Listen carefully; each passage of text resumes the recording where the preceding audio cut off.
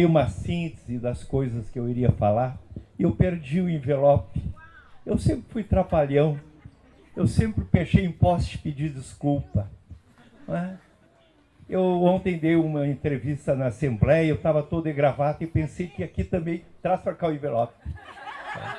E pensei que aqui também eu ia estar de gravata. Mimosas, tu quer o caso contigo.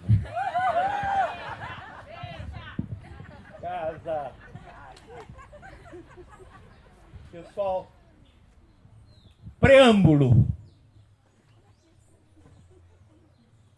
Os deuses dão gargalhada quando um homem se acredita senhor da verdade. Eu faço dicionários, o último dicionário, o próximo será feito um dicionário sobre minha obra. Trabalho em 61 pessoas. Encontrei uma frase da Virginia Woolf, maravilhosa para esses dias que correm, dias de certezas raivosas. Ela diz assim: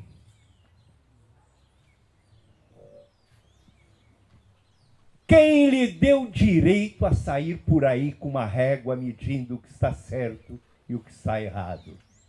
Nossa verdade é apenas um risco de giz na escuridão. Vamos voltar 4.000 anos atrás. Os fenícios começam a escrever através da imagem: cavalo, pão, casa. E através da tragédia da poesia oral dos gregos, dos rapsódios, nasce o alfabeto em cima da sonoridade das palavras. Uma primeira grande revolução na história da humanidade. Então começo a falar sobre as palavras. Eu estou anotando aqui, porque o problema da velhice são 3. O primeiro é a falta de memória, os outros 2 me esqueci. Eu corria até uma casa vizinha minha e gritava palavras soltas e voltava correndo, porque eu queria ouvir o eco virando cambota no corredor da minha casa. Era a descoberta da sonoridade das palavras. Mais tarde eu vou descobrir que a poesia era mais do que isso. Era incluir dentro do coração uma visão da condição humana, com seu esplendor e seu padecimento, com seus sonhos e seus tropeços. Tenhamos que o meu tema, se é que tem um tema, não quero essas rédeas, que maravilha que a semente das palavras fecundo nesse espaço da natureza. Milagre a natureza. Nem lixo atômico, crateras impedem que ela floresça na primavera. Então, pessoal, aqui junto a essa primavera, eu tenho como tema a importância da arte no processo civilizatório, a importância da cultura, da arte, da literatura no processo civilizatório. É dentro deste patamar que eu me movo. O homem que nas cavernas rupestres foi lá no fundo da caverna e escreveu sua luta com búfalos e bisões, ele estava dizendo para a humanidade afora: esta é a minha luta, esta é a minha contenta. A função da arte é encantamento e depoimento humano. Quando surgiu essa palavra amaldiçoada, entretenimento, reduziram a arte apenas a um divertir-se, tirando da arte a grandeza de expressão da grandeza humana, sua angústia e sua capacidade de superação.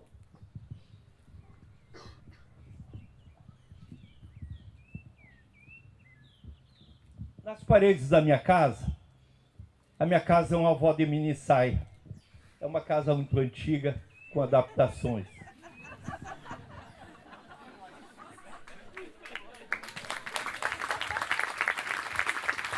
A casa de um homem é um templo sem religião. Me lembro do poema do Vinícius.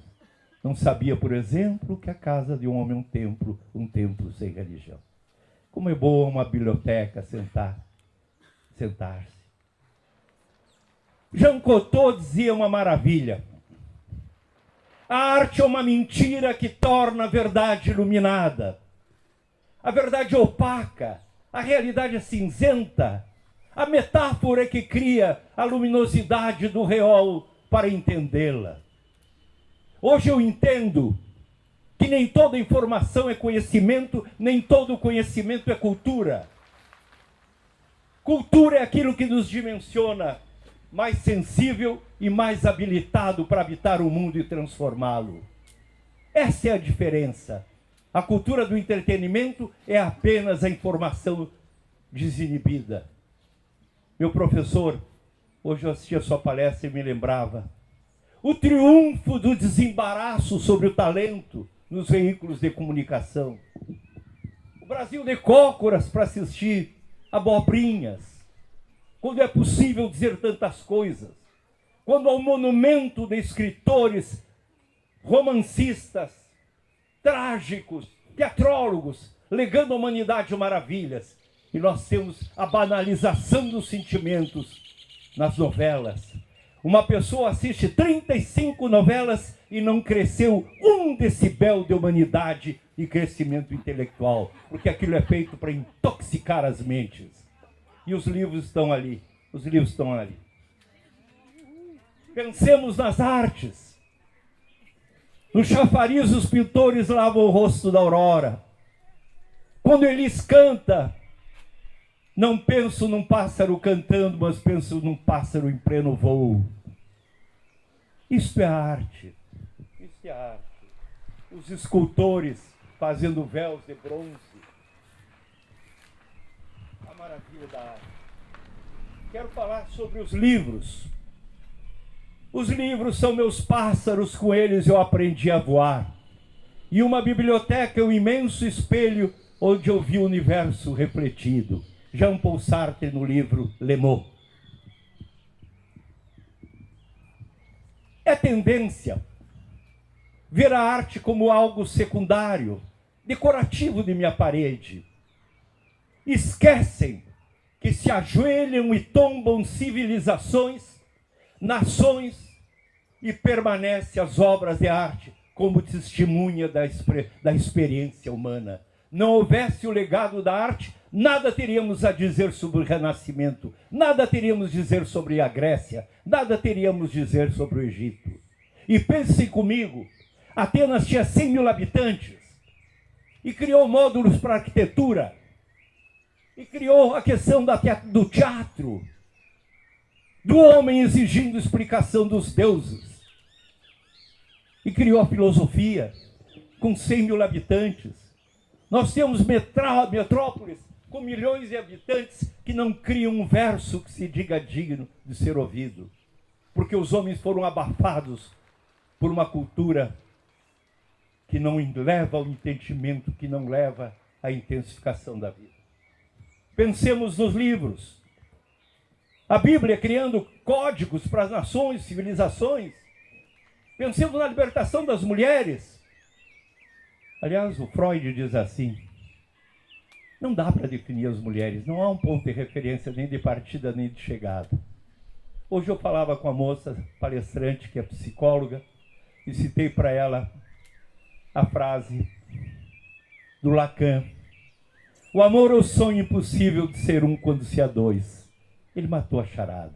O tal de love não é fácil. O tal de love não é fácil. Pensemos então em Madame Bovary. Emma désirait se marier à minuit aux lumières de flambeau, mais son père Wallot n'a compris rien de cette idée. E a Emma queria casar à luz dos archotes e lhe deram um marido que dormia de cirolão. Nenhuma mulher merece ser feliz com um homem de cirolão. E ela clama e desenha sua liberdade, mesmo que fosse em sua mente. Eu lembro, professor, do Steinbeck, As Vinhas da Ira, filme com James Dean.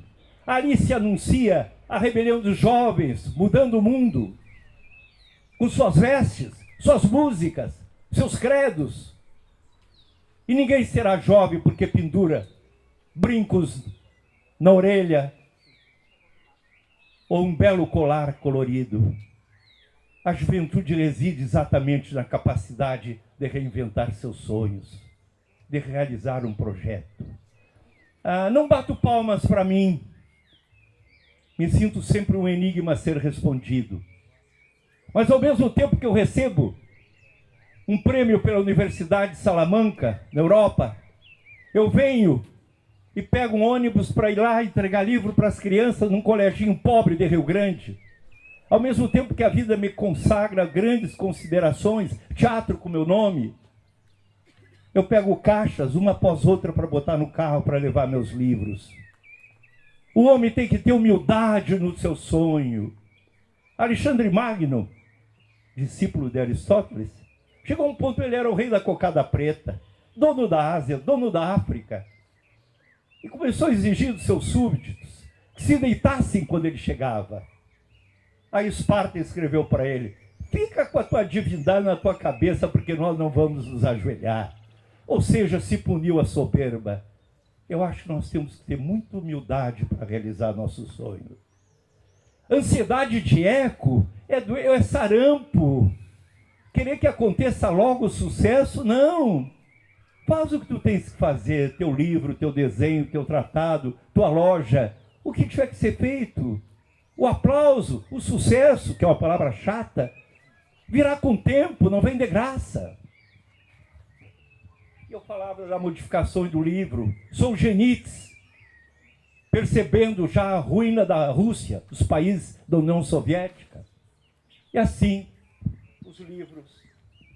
os livros não escrevem a história, mas fazem a mente daqueles que irão escrever a história.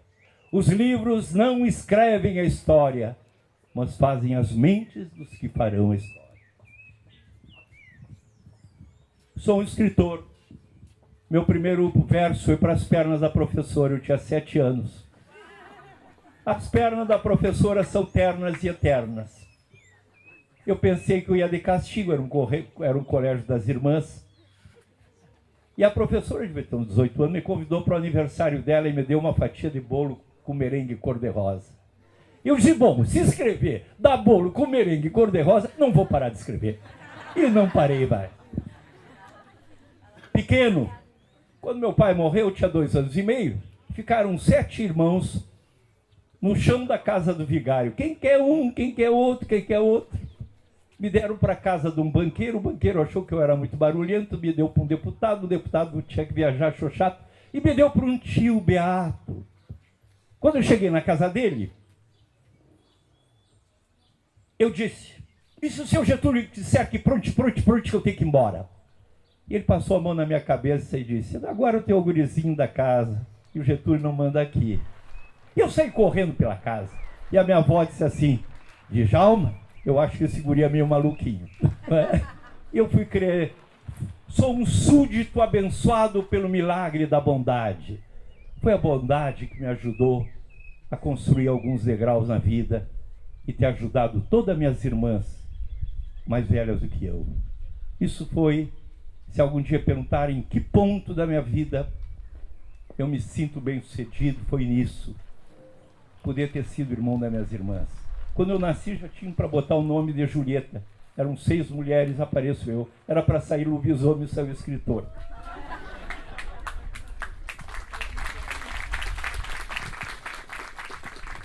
Gostaria de falar um pouco sobre a América. A América é a primavera da história, disse o Machado de Assis. Os Estados Unidos nascem sob o signo da reforma, o encontro em direção à modernidade. Nós somos filhos da Contra-Reforma, da Inquisição. Para lavar nossos pecados, nem mesmo a água mais benta. Somos povos de frente para o mar e de costas entre si. Mas nem por isso vamos deixar de dizer que a América tem os painéis de Diego Rivera, tem a literatura de Gabriel Garcia Marques, Machado de Assis, tem a música de Tom Jobim, tem a música de Piazzolla. É preciso, para a América do Sul mudar, reconhecer que ela está num duelo de espadas enferrujadas. Essa luta entre liberalismo e socialismo, isso aí tem cheiro de corega. O futuro não quer vestir essas alpargatas. O futuro não quer vestir essas alpargatas. Os países que se libertaram do eixo da União Soviética apostaram em tecnologia, educação, inovação e hoje são prósperos. E há pouco tempo eram países cinzentos, oprimidos. Enquanto continuarmos com esse duelo de espadas enferrujadas, não há caminho para o Brasil. Entre um passado que se nega a si mesmo e o presente que nos angustia, um futuro que tem algo a nos dizer. Quero dar uma esperança para vocês. Aliás, se eu escrevesse esse texto, eu devolvia a minha pena para o ganso. O texto é de Jorge Luis Borges. Não se pode dizer que o presente exista. O presente é aquele rápido instante em que o futuro se torna passado. No entanto, existe o presente do passado, que se chama memória, e o presente do futuro, que se chama esperança. A esperança foi inaugurada por Deus numa manhã de primavera. Vamos pensar como Guimarães Rosa. O mal não existe, ele está apenas guardando lugar para o bem. O mundo, as palavras que dizem tudo deixam uns pés de fora do lençol. Globalização. A globalização tem 3 momentos fundamentais. A Pax Romana, em que se rompe as placentas da Europa. As navegações ibéricas. Lisboa tinha só 100 mil habitantes, enfrenta o mar tenebroso.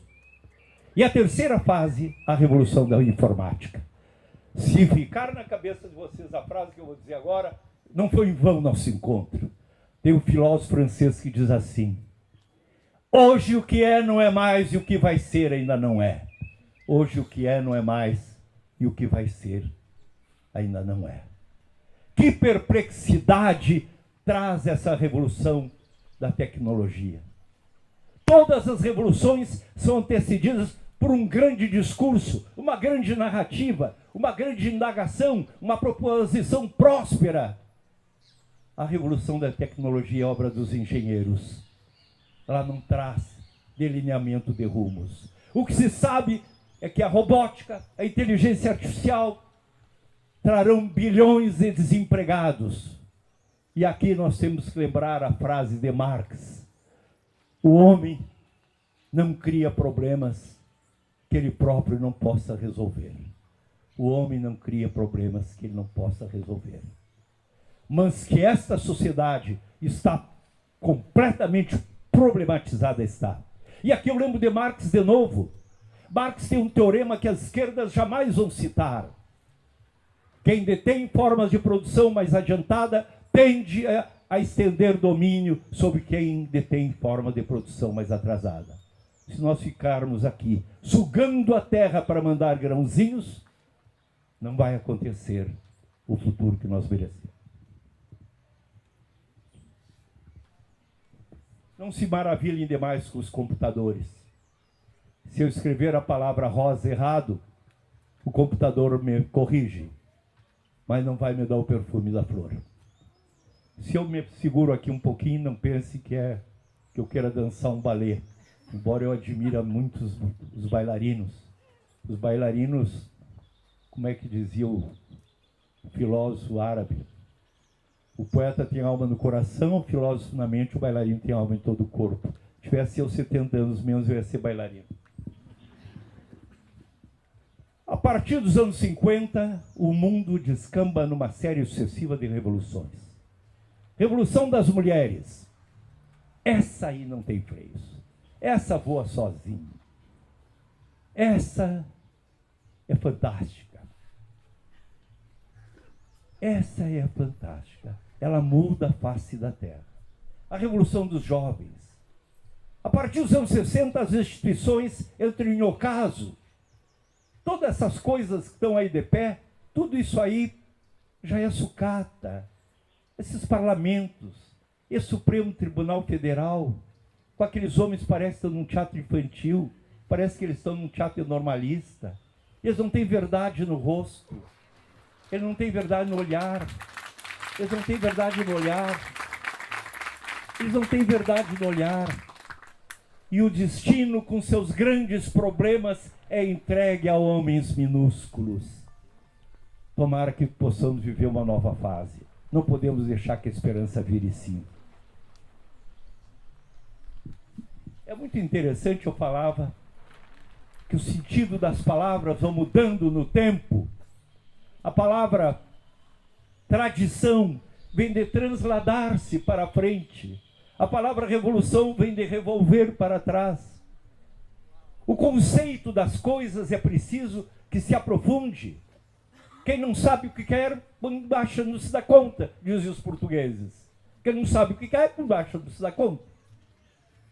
Um homem que não tem a consciência do seu tempo, de sua história, é uma folha perdida no ar que não tem consciência de a que árvore ele pertence.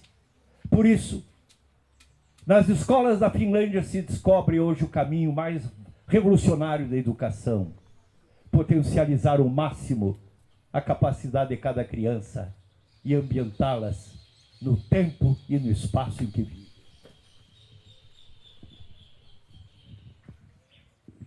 O grande desafio contemporâneo é a irrelevância. A irrelevância mais cruel que o desemprego é aquela questão quando o homem não vê mais significado para a sua vida, para a sua ação. O risco da irrelevância, a condenação pela irrelevância é terrível. Sou um homem de comunicação, milhares de livros para crianças, coleção de dicionários, filmes, balés. Fafá de Belém gravou 10 músicas de um balé sobre a mulher, com orquestra sinfônica. Me sinto absolutamente no preâmbulo da minha história. Hoje eu pensava num poema que eu falava sobre a morte. Quando eu morrer, minhas cinzas poder jogar no mar. Onda após onda, as ondas do mar virão me buscar. E o menino, juntando areia e cinza, um castelo há de edificar. E eu serei rei, serei príncipe, até que as ondas do mar venham me destronar. Minhas cinzas hão de ficar no fundo dos caracóis. E quem quiser ouvir minha voz, ouça na partitura das ondas e na voz das sereias, nas noites de luar. Muito obrigado.